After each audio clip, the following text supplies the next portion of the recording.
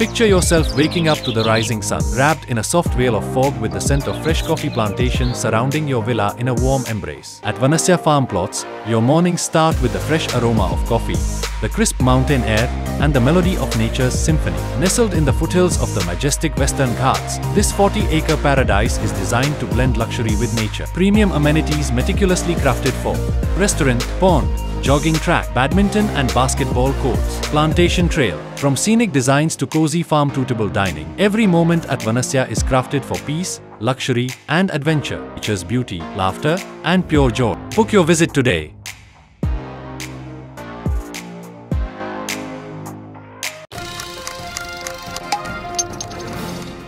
Hi friends, mastmaga.comಗೆ ಸ್ವಾಗತ. ನಾನು ಅಮರ್ ಪ್ರಸಾದ್. ಇಷ್ಟು ದಿನ ಓಲಾ, ಊಬರ್ನಂತಹ ಟ್ಯಾಕ್ಸಿ ಆ್ಯಪ್ಗಳಿಗೆ ಕೌಂಟರ್ ಕೊಟ್ಟಿದ್ದ ರ್ಯಾಪಿಡೋ ಈಗ ಫುಡ್ ಡೆಲಿವರಿ ಕ್ಷೇತ್ರಕ್ಕೆ ಕಾಲಿಡ್ತಾ ಇದೆ. ಹಾಗಿದ್ರೆ ರ್ಯಾಪಿಡೋ ಈ ಕ್ಷೇತ್ರದಲ್ಲಿ ಸಕ್ಸಸ್ ಕಾಣುತ್ತಾ?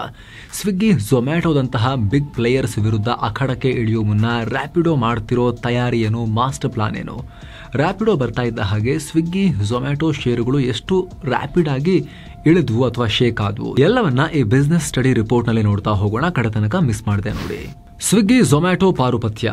ಸ್ನೇಹಿತರೆ, ಫುಡ್ ಡೆಲಿವರಿ ಎಲ್ಲರ ಲೈಫಲ್ಲೂ ತುಂಬಾ ಕಾಮನ್ ಆಗಿ ಹೋಗಿದೆ. ಈಗ ಪ್ರತಿಯೊಬ್ಬರಿಗೂ ಕ್ವಿಕ್ ಕಾಮರ್ಸ್ ಚಟ ಹತ್ಕೊಂಡ್ಬಿಟ್ಟಿದೆ. ಮುಂಚೆ ಎಲ್ಲ ಶಾಪಿಂಗ್ ಪ್ಲಾನ್ ಮಾಡಬೇಕಾಗಿತ್ತು, ಸ್ನಾನ ಮಾಡಬೇಕಾಗಿತ್ತು, ಹೊರಡಬೇಕಾಗಿತ್ತು, ಬಟ್ಟೆ ಹಾಕೋಬೇಕಾಗಿತ್ತು, ಆಮೇಲೆ ಯಾವ ಬಟ್ಟೆ ಹಾಕ್ಬೇಕನ್ನೋ ಚಿಂತೆ, ಆಮೇಲೆ ಹೋಗೋದು ಹೇಗೆ ಅನ್ನೋ ಚಿಂತೆ, ಹೋದ್ಮೇಲೆ ಆ ಶಾಪಿಂಗ್ ಜಾಗದಲ್ಲಿ ಅದು ಮಾಲೋ ಅಥವಾ ಮಾರ್ಟೋ ಎಲ್ಲಿಗಾದರೂ ಹೋದಾಗ ಒಳಗೆಲ್ಲ ಓಡಾಡಿ ಆ ಜನಜಂಗುಳಿ ಇದ್ರೆ ಕೆಲವೊಂದ್ಸಲಿ ಏನಾದರೂ ಕೂಡ ಈ ಹಬ್ಬಗಳು, ರಜೆ ದಿನಗಳಲ್ಲಾದರೆ ಫುಲ್ ಜಾಮ್ ಪ್ಯಾಕ್ಡ್ ಇರುತ್ತೆ ಮಾರ್ಟ್ಗಳು.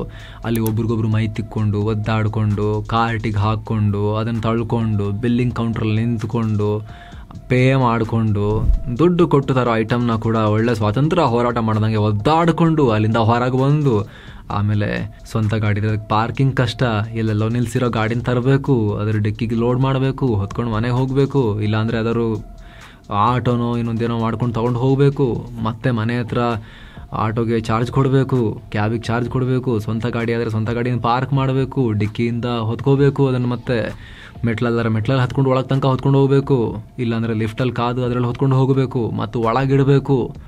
ಎಷ್ಟು ಕಷ್ಟ. ಚೀಲ ಬೇರೆ ತೊಗೊಂಡು ಹೋಗಬೇಕು, ಇಲ್ಲಾಂದರೆ ಚೀಲಾಗೆ ಎಕ್ಸ್ಟ್ರಾ ಚಾರ್ಜಸ್ ಹಾಕ್ತಾರೆ. ಎಷ್ಟು ಕಷ್ಟ ಅಲ್ಲ ಜೀವನ ಮುಂಚೆ. ಆದರೆ ಈಗ ಸ್ನಾನ ಮಾಡಬೇಕು ಅಂತಿಲ್ಲ, ಹಲ್ಲುಜ್ಬೇಕು ಅಂತಲೂ ಇಲ್ಲ, ಯಾರೂ ಬೇಜಾರು ಮಾಡ್ಕೊಳ್ಳಲ್ಲ. ನೀವು ಮಲಗದಲ್ಲೇ ನೀವು ಆರ್ಡರ್ ಮಾಡಿದ್ರು ಕೂಡ ನೀವು ಎದ್ದು ಬ್ರಷ್ ಮಾಡುವಷ್ಟರಲ್ಲಿ ಬೆಲ್ ಟನ್ ಅಂದಿರುತ್ತಲ್ವ ನಗರಗಳಲ್ಲಿ. ಕ್ವಿಕ್ ಕಾಮರ್ಸ್ ಕ್ರಾಂತಿ ಮಾಡಿದೆ. ಫುಡ್ ಬೇಕಾ ಅಥವಾ ಫುಡ್ ತಯಾರಿಸ್ಲಿಕ್ಕೆ ಬೇಕಾಗಿರೋ ರಾ ಮೆಟೀರಿಯಲ್ ಬೇಕಾ, ದಿನಸಿ ಸಾಮಾನು ಬೇಕಾ, ಯಾವ್ದು ಬೇಕಾದರೂ ಬರುತ್ತೆ. ಸೊ ಅಷ್ಟು ಜೀವನದ ಅವಿಭಾಜ್ಯ ಅಂಗ ಆಗಿ ಹೋಗ್ತಾ ಇದೆ ಈ ಫುಡ್ ಡೆಲಿವರಿ ಮತ್ತು ಈ ಕ್ವಿಕ್ ಕಾಮರ್ಸ್.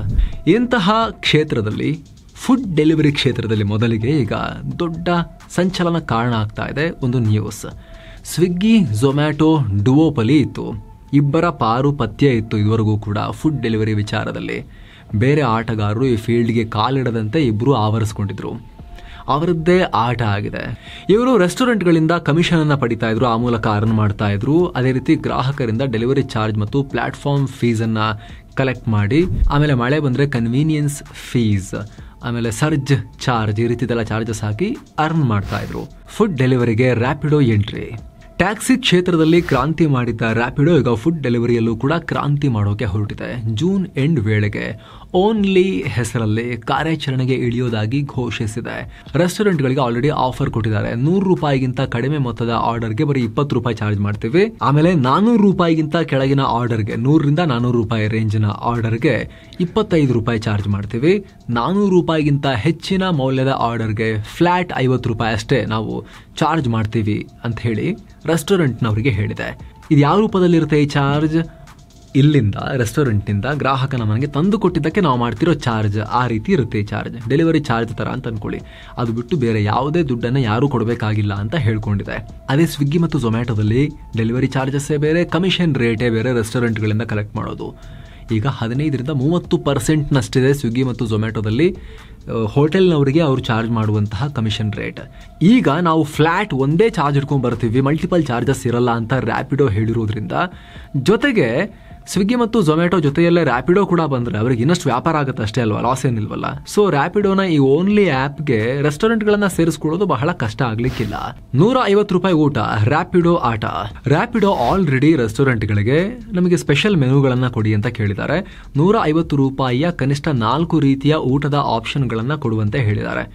ಇದು ಸ್ಟ್ರಾಟಜಿಕ್ ಮೂವ್. ಇದು ಓನ್ಲಿಗೆ affordable food delivery for India, ಅಂದ್ರೆ ಕೈಗೆಟುಕೋ ದರದಲ್ಲಿ ಭಾರತಕ್ಕೆ ಆಹಾರ ಪೂರೈಸೋದು ಅನ್ನೋ ಟ್ಯಾಗ್ ಲೈನ್ ಕೂಡ ಕೊಟ್ಟಿದ್ದಾರೆ ರ್ಯಾಪಿಡೋದವರು. ಇನ್ನೊಂದು ಮಾಸ್ಟರ್ ಸ್ಟ್ರೋಕ್ ಅಂದರೆ ಆಫ್ಲೈನ್ ಪ್ರೈಸ್ ಮತ್ತು ಆನ್ಲೈನ್ ಪ್ರೈಸ್ ಸೇಮ್ ಇರುತ್ತೆ ಅಂತ ಹೇಳಿದೆ. ನಾವು ಆಗಲೇ ಹೇಳಿದ ಹಾಗೆ ಸ್ವಿಗ್ಗಿ ಝೊಮ್ಯಾಟೊದಲ್ಲಿ ಆಫ್ಲೈನ್ಗಿಂತ ಆನ್ಲೈನಲ್ಲಿ 30-35% ಜಾಸ್ತಿ ಡಿಫ್ರೆನ್ಸ್ ಇರುತ್ತಲ್ಲ. ಅದರಲ್ಲೂ ಕೆಲ ಟೈಮ್ನಲ್ಲಿ ಅಂದರೆ ಮಳೆಯಾದಾಗ, ಹಬ್ಬ ಇದ್ದಾಗ, ಈ ಸಿಕ್ಕಾಪಟ್ಟೆ ಡಿಮಾಂಡ್ ಇದ್ದಾಗ, ನ್ಯೂ ಇಯರ್ ಟೈಮ್ನಲ್ಲಿ 40% ಬೆಲೆ ಬಂಪ್ ಆಗುತ್ತೆ. ಆದರೆ ಅದನ್ನು ನಾವು ಚೇಂಜ್ ಮಾಡ್ತೀವಿ ಅಂತ ರ್ಯಾಪಿಡೋ ಹೇಳ್ಕೊಳ್ತಾ ಇದೆ. ಯಾವ ರೆಸ್ಟೋರೆಂಟ್ಗಳು ಇದಕ್ಕೆಲ್ಲ ಒಪ್ಪಿಕೊಳ್ತಾರೋ ಅಂಥವ್ರ ಜೊತೆ ಮಾತ್ರ ನಾವು ಕೆಲಸ ಮಾಡೋದು ಅಂತ ಕೂಡ ಘೋಷಿಸಿದ್ದಾರೆ. ಜೊತೆಗೆ ಆಹಾರದ ಪ್ರೈಸ್ ಜೊತೆಗೆ GST ಸೇರಿಸಿದ್ರೆ ಎಷ್ಟಾಗುತ್ತೋ ಅಷ್ಟು ಮಾತ್ರ ಗ್ರಾಹಕರು ಕೊಡಬೇಕು. ಡೆಲಿವರಿ ಚಾರ್ಜ್ ಕೂಡ ರೆಸ್ಟೋರೆಂಟ್ ಓನರ್ಗಳು ಕೊಡ್ತಾರೆ ವಿನಃ ಫ್ಲ್ಯಾಟ್ ಫೀಸ್ ಇರುತ್ತಲ್ಲ ಅದರಲ್ಲೇ ಕವರ್ ಆಗುತ್ತೆ ಬಿಟ್ಟರೆ ಗ್ರಾಹಕರಿಗೆ ಎಕ್ಸ್ಟ್ರಾ ಯಾವುದೂ ಇರೋದಿಲ್ಲ. ಡೆಲಿವರಿ ಚಾರ್ಜಸ್ ಸಪರೇಟ್ ಯಾವುದೂ ಇರೋದಿಲ್ಲ ಅಂತ ಹೇಳಿದೆ. ಉಳಿದಂತೆ ಪ್ಲಾಟ್ಫಾರ್ಮ್ ಫೀಸ್, ಪ್ಯಾಕೇಜಿಂಗ್ ಫೀಸ್, ಅದು ಇದು ಅಂತ ಯಾವುದೇ ಚಾರ್ಜಸ್ ಇರಲ್ಲ ಅಂತ ಹೇಳಿದೆ.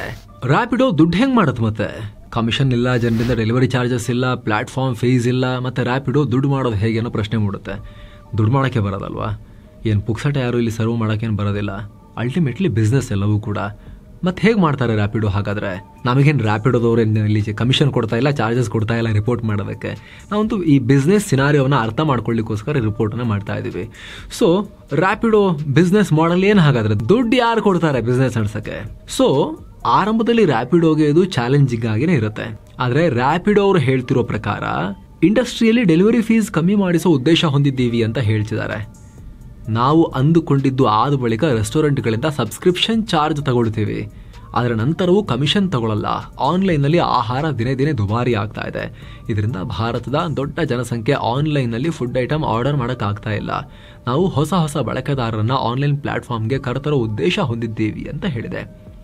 ಹೆಚ್ಚು ಜನ ರ್ಯಾಪಿಡೋ ಗ್ರಾಹಕರಾಗ್ಬಿಟ್ರೆ ಆದಾಯ ತನ್ನಿಂತಾನೇ ಬರುತ್ತೆ ಅನ್ನೋದು ಅವರ ಲೆಕ್ಕಾಚಾರ. ಭಾರತೀಯರ ಹೊಟ್ಟೆಗೆ ಕಮ್ಮಿ ರೇಟಲ್ಲಿ ಅನ್ನ ಹಾಕೋಣ ಅನ್ನೋ ಉದ್ದೇಶ ಅವರು ಹೇಳ್ಕೊಳ್ತಾರೆ. ಪ್ರತಿಯೊಬ್ಬರು ಕೂಡ ಅವರ ಬಿಸ್ನೆಸ್ನ ಸುತ್ತಮುತ್ತ ಒಂದು ಪಾಸಿಟಿವ್ ಆರಾ ಕ್ರಿಯೇಟ್ ಮಾಡೋಕೆ ಪ್ರಯತ್ನ ಪಡ್ತಾರೆ. ಅದಕ್ಕೆ ಇವರು ಅದೇ ಸ್ಟೋರಿನ ಹೇಳ್ತಾ ಇದ್ದಾರೆ. ಅದು ಬಿಟ್ಟರೆ ultimately calculator, numbers, plus minus, ಲಾಸ್ಟಿಗೆ equal to what? PAT, profit after tax. ಇದು ಎಷ್ಟು ಅದೇ ಇರುತ್ತೆ ಎಲ್ಲರಿಗೂ ಕೂಡ. ಓಕೆ, ಮೊದಲ 3-4 ವರ್ಷ ಲಾಸ್ ಆಗುತ್ತಾ? ಯಾರಾದರೂ ವೆಂಚರ್ ಕ್ಯಾಪಿಟಲಿಸ್ಟ್ಗಳು, ಏಂಜಲ್ ಇನ್ವೆಸ್ಟರ್ಸು, ಫಾರಿನ್ ಇನ್ವೆಸ್ಟರ್ಸ್ ದುಡ್ಡು ಹಾಕ್ತಾರಾ?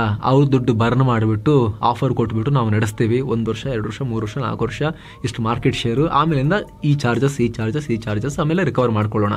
ಈ ಲೆಕ್ಕಾಚಾರ ಇರುತ್ತೆ ಎಲ್ರಿಗೂ ಕೂಡ. ಇವ್ರಿಗೂ ಒಂದು ಬಿಸ್ನೆಸ್ ಮಾಡಲ್ ಅಂತ ಇರುತ್ತೆ, ಪ್ರಾಫಿಟ್ ಯಾವಾಗ ಬರ್ತೀವಿ, ಹೇಗೆ ಬರ್ತೀವಿ ಅನ್ನೋದು. ಉದಾಹರಣೆಗೆ ಈ ರ್ಯಾಪಿಡೋದ ಓನ್ಲಿ ಏನು ಹೇಳ್ತಿದ್ದಾರೆ ಅಂದರೆ, ಮೇಲೆ ಹೇಳಿದಂಥ ರೆವೆನ್ಯೂ ಮಾಡೆಲ್ಗಳ ಜೊತೆಗೆ ಇನ್ನೊಂದು ಆಪ್ಷನ್ ಅಂತ ಇವ್ರದ್ದು. ಇದು ಎಲ್ಲರೂ ಮಾಡ್ತಾರೆ. ಫ್ಲಿಪ್ಕಾರ್ಟ್, ಅಮೆಝಾನ್ನಿಂದ ಹಿಡಿದು ಸ್ವಿಗ್ಗಿ, ಝೊಮ್ಯಾಟೊ ಎಲ್ಲರೂ ಮಾಡ್ತಾರೆ.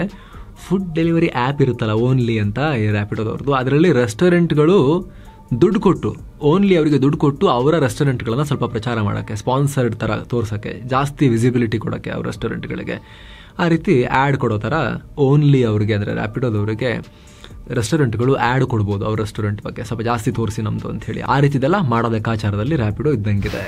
ವರ್ಕೌಟ್ ಆಗುತ್ತಾ ರ್ಯಾಪಿಡೋ ಪ್ಲಾನ್? ಸ್ನೇಹಿತರೆ, ಆರಂಭದಲ್ಲೇ ಹೇಳಿದ ಹಾಗೆ ಸ್ವಿಗ್ಗಿ, ಝೊಮ್ಯಾಟೊ ಡುವೋಪೊಲಿ ಇದೆ. ಹಾಗಂತ ಬೇರೆ ಯಾರು ಬರಲೇ ಇಲ್ಲ, ಟ್ರೈ ಮಾಡಲಿಲ್ಲ ಅಂತಲ್ಲ. ಬಂದವರು ಕೂಡ ದುಡ್ಡಿಲ್ಲದೆ ಇರೋ ಬರಿಗೈದಾಸರು ಯಾರೂ ಬಂದಿರಲಿಲ್ಲ. ಯಾರೋ ಸಣ್ಣ ಪುಟ್ಟ ಹೊಸಬರು ಆ ಥರ ಮಾತ್ರ ಮಾಡಿರಲಿಲ್ಲ. ಸಾಕಷ್ಟು ಶಕ್ತರು ಕೂಡ ಮಾಡಿದ್ರು. ಸರ್ಕಾರಿ ಬೆಂಬಲದ ONDC ಹಾಗೆ ಊಬರ್ ಈಟ್ಸ್, ಝೆಪ್ಟೋ, ಕೆಫೆ, ಬ್ಲಿಂಕಿಟ್ನ ರಿಸ್ಟೋ ಸೇರಿದ ಹಾಗೆ ಹಲವು ರೀತಿಯಲ್ಲಿ ಇದು ಆಲ್ರೆಡಿ ಈ ಫುಡ್ ಡೆಲಿವರಿ ಅಥವಾ ಈ ಕೆಫೆ ರೀತಿಯಲ್ಲಿ ಕೆಲವೊಂದಷ್ಟು ಐಟಮ್ಗಳ ಡೆಲಿವರಿ ಆಲ್ರೆಡಿ ಕೆಲಸ ಮಾಡ್ತಿವೆ. ಇದರಲ್ಲಿ ಕೆಲವು ಫೇಲ್ ಆಗಿದ್ರೆ ಕೆಲವು ಕುಂಠಿತ ಸಾಗ್ತಾ ಇದಾವೆ. ಅದೇ ಝೊಮ್ಯಾಟೊ ಎಟರ್ನಲ್ನ ಫುಡ್ ಡೆಲಿವರಿ ಸರ್ವಿಸಸ್ ದಿನಕ್ಕೆ 25 ಲಕ್ಷ, ಸ್ವಿಗ್ಗಿ 20 ಲಕ್ಷ ಆರ್ಡರ್ಸ್ನ ಡೆಲಿವರಿ ಮಾಡ್ತಿದ್ದಾರೆ. ಈ ಮೂಲಕ 68,000 ಕೋಟಿ ರೂಪಾಯಿ ಗಾತ್ರದ ಫುಡ್ ಡೆಲಿವರಿ ಇಂಡಸ್ಟ್ರಿಯ 95% ಶೇರ್ ಅನ್ನು ಹೊಂದಿದ್ದಾರೆ. ಆದರೆ ರ್ಯಾಪಿಡೋ ಕೂಡ ಸಣ್ಣ ಸಂಸ್ಥೆ ಅಲ್ಲ. ಈಗ ಆಲ್ರೆಡಿ ಬೈಕ್ ಟ್ಯಾಕ್ಸಿ ಮೂಲಕ ಕ್ರಾಂತಿ ಮಾಡಿರೋ ರ್ಯಾಪಿಡೋ ಸ್ವಿಗ್ಗಿ, ಝೊಮ್ಯಾಟೊ ರೀತಿಯಲ್ಲೇ 10 ಕೋಟಿಗೂ ಅಧಿಕ ಸಲ ಡೌನ್ಲೋಡ್ ಆಗಿದೆ ರ್ಯಾಪಿಡೋ ಆ್ಯಪ್. ದೇಶದ 500 ಸಿಟಿಗಳಲ್ಲಿ 40 ಲಕ್ಷದಷ್ಟು ರ್ಯಾಪಿಡೋ ರೈಡರ್ಸ್ ಆಲ್ರೆಡಿ ಇದ್ದಾರೆ.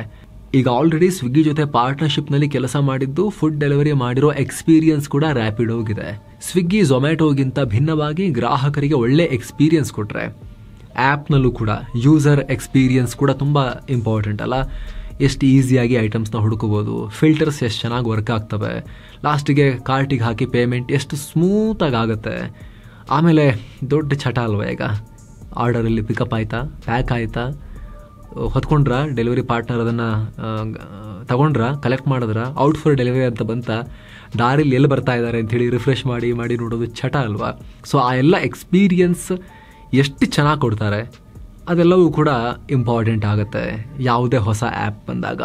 ಜೊತೆಗೆ ಆಲ್ರೆಡಿ ಹೇಳಿದ ಹಾಗೆ ದೇಶದಾದ್ಯಂತ 40 ಲಕ್ಷಕ್ಕೂ ಅಧಿಕ ಬೈಕ್ ರೈಡರ್ಗಳು ರ್ಯಾಪಿಡೋದಲ್ಲಿ ಆಲ್ರೆಡಿ ರಿಜಿಸ್ಟರ್ಡ್ ಇರೋದ್ರಿಂದ ಅವರಿಗೆ ಹಿಂದೆ ಕೂರಿಸ್ಕೊಂಡು ಒಬ್ಬ ವ್ಯಕ್ತಿಯನ್ನು ಡ್ರಾಪ್ ಮಾಡೋದ್ರಲ್ಲಿ ಏನು, ಒಂದು ಐಟಮ್ನ ರೆಸ್ಟೋರೆಂಟ್ನಿಂದ ಒಂದು ಫುಡ್ ಪ್ಯಾಕೆಟ್ ಪಿಕಪ್ ಮಾಡಿ ಡ್ರಾಪ್ ಮಾಡಿದ್ರೇನು ಇನ್ನೂ ತೂಕ ಕಮ್ಮಿನೇ ಆಗುತ್ತಲ್ವಾ. ಸೊ ಅವ್ರಿಗೇನೆ ಓಕೆ ನಿಮಗೀಗೊಂದು ರೈಡ್ ಇದೆ, ಅಲ್ಲಿ ಪಿಕಪ್ ಮಾಡಿ ಅವ್ರನ್ನ ಅಲ್ಲಿ ಡ್ರಾಪ್ ಮಾಡಿ ಅಂತ ಹೇಳೋದು. ಸೇಮ್ ಟೈಮ್ ಓಕೆ ನಿಮಗೀಗೊಂದು ಫುಡ್ ಡೆಲಿವರಿ ಇದೆ, ಅಲ್ಲಿ ಪಿಕಪ್ ಮಾಡಿ ಆ ರೆಸ್ಟೋರೆಂಟಿಂದ ಇಲ್ಲಿ ಈ ಅಡ್ರೆಸ್ಸಿಗೆ ಅದನ್ನು ಡೆಲಿವರಿ ಕೊಡಿ ಅಂತ ಹೇಳೋದಕ್ಕೂ ಭಾಳ ಕಷ್ಟ ಆಗಲಿಕ್ಕಿಲ್ಲ ರ್ಯಾಪಿಡೋಗೆ. ಸೊ ಲಾಸ್ಟ್ ಮೈಲ್ ಕನೆಕ್ಟಿವಿಟಿ ಏನಿದೆ ರೈಡರ್ಗಳದ್ದು, ಅಲ್ಲಿ ಬಹಳ ಪ್ರಾಬ್ಲಮ್ ಆಗಲಿಕ್ಕಿಲ್ಲ. ಆರಂಭದಲ್ಲೇ ಹೇಳಿದ ಹಾಗೆ ರೆಸ್ಟೋರೆಂಟ್ ಮಾಲೀಕರುಗಳಿಗೂ ಕೂಡ ಇನ್ನೊಂದು ಯಾರೋ ಬರ್ತಾರೆ, ನಮ್ಮ ಐಟಮ್ಸ್ನ ತೊಗೊಂಡು ಹೋಗ್ತಾರೆ, ಕಸ್ಟಮರ್ಸ್ನ ಕರ್ಕೊಂಡ್ಬರ್ತಾರೆ ಆನ್ಲೈನಲ್ಲಿ ಇದ್ದರೆ ಅವ್ರಿಗೂ ಏನು ಪ್ರಾಬ್ಲಮ್ ಆಗಲಿಕ್ಕಿಲ್ಲ. ಸೊ ಆ್ಯಪ್ ಯೂಸರ್ ಎಕ್ಸ್ಪೀರಿಯನ್ಸ್ ಮತ್ತು ಏನೆಲ್ಲ ಆಫರ್ ಕೊಟ್ಟು ಎಷ್ಟು ಮಾರ್ಕೆಟ್ ಶೇರನ್ನು ಕಬಳಿಸ್ತಾರೆ ಈ ರ್ಯಾಪಿಡೋದವರು ಓನ್ಲಿ ಮೂಲಕ, ಅದು ಮ್ಯಾಟ್ರ್ ಆಗುತ್ತೆ. ಮಾರ್ಕೆಟ್ ತಜ್ಞರಂತೂ ಆಲ್ರೆಡಿ 8-10% ಸ್ಪೇಸನ್ನು ರ್ಯಾಪಿಡೋ ಓನ್ಲಿ ಮೂಲಕ ಫುಡ್ ಡೆಲಿವರಿಯಲ್ಲಿ ಆಕ್ರಮಿಸಿಕೊಳ್ಳಬಹುದು ಅಂತ ಅಂದಾಜು ಮಾಡಲಾಗ್ತಿದೆ. 5 ವರ್ಷಗಳ ಹಿಂದೆ ಫುಡ್ ಡೆಲಿವರಿ ಇಂಡಸ್ಟ್ರಿ ಇಷ್ಟು ಬೆಳೆದಿರಲಿಲ್ಲ.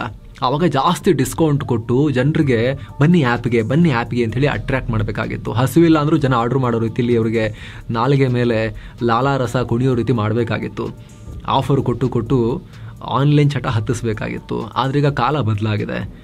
ಆನ್ಲೈನ್ ಆರ್ಡರ್ ಮಾಡೋದು ತುಂಬ ಕಾಮನ್ ಆಗಿ ಹೋಗಿದೆ, ಲೈಫ್ ಸ್ಟೈಲ್ ಆಗಿ ಹೋಗಿದೆ. ಹೀಗಾಗಿ ಫೇರ್ ಪ್ರೈಸ್, ಭಾರತೀಯರ ಹೊಟ್ಟೆಗೆ ಕಮ್ಮಿ ರೇಟಲ್ಲಿ ಆಹಾರ ತಲುಪಿಸಬೇಕು ಅನ್ನೋ ಈ ಒಂದು ಪ್ಲ್ಯಾಂಕ್ ಇಟ್ಕೊಂಡು, ಆ ಒಂದು ಅಸ್ತ್ರವನ್ನು ಐಡಿಯಾವನ್ನು ಇಟ್ಕೊಂಡು ಇವರ ಬ್ರ್ಯಾಂಡ್ ಸುತ್ತ ಒಂದು ಪಾಸಿಟಿವಿಟಿಯನ್ನು ಕ್ರಿಯೇಟ್ ಮಾಡ್ತಾನೆ ಗೇಮ್ ಮಾಡೋಕ್ಕೆ, ದೊಡ್ಡ ಗೇಮ್ ಮಾಡೋಕ್ಕಂತೂ ಅವಕಾಶ ಅಂತೂ ಇದ್ದೇ ಇದೆ.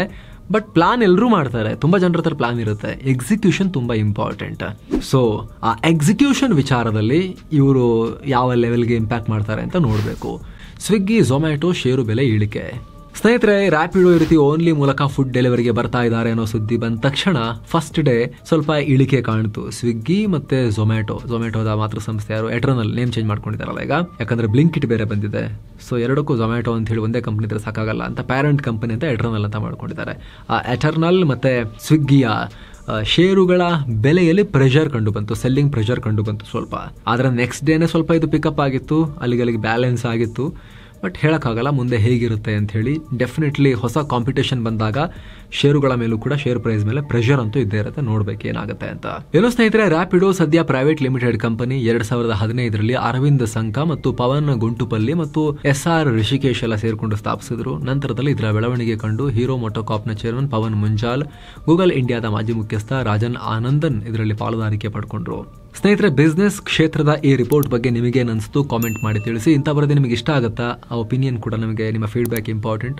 ಹೇಳಿ ನಿಮಗೆ ಇಷ್ಟ ಆಗುತ್ತೆ ಅಂದರೆ ನಾವು ಈ ಥರ ಜಾಸ್ತಿ ಬಿಸ್ನೆಸ್ ರಿಲೇಟೆಡ್ ರಿಪೋರ್ಟ್ಸನ್ನು ತರುವಂಥ ಪ್ರಯತ್ನವನ್ನು ಮಾಡ್ತೀವಿ. ಜೊತೆಗೆ ತಿಂಗಳಿಗೆ ಎಷ್ಟು ರೂಪಾಯಿ ಆನ್ಲೈನ್ ಆರ್ಡರ್ ಮಾಡ್ತೀರಾ ನೀವು, ಚೆಕ್ ಮಾಡಿದ್ದೀರಾ? ಚೆಕ್ ಮಾಡಿ ಒಂದ್ಸಲಿ. ಹೇಳ್ಬೋದು, ತೊಂದರೆ ಇಲ್ಲ ಅಂದರೆ ಕಾಮೆಂಟ್ ಮಾಡಿ ಕೂಡ ತಿಳಿಸಿ. ಮತ್ತೆ ಭೇಟಿ ಆಗ್ತಿರೋಣ. ನಮಸ್ತೆ.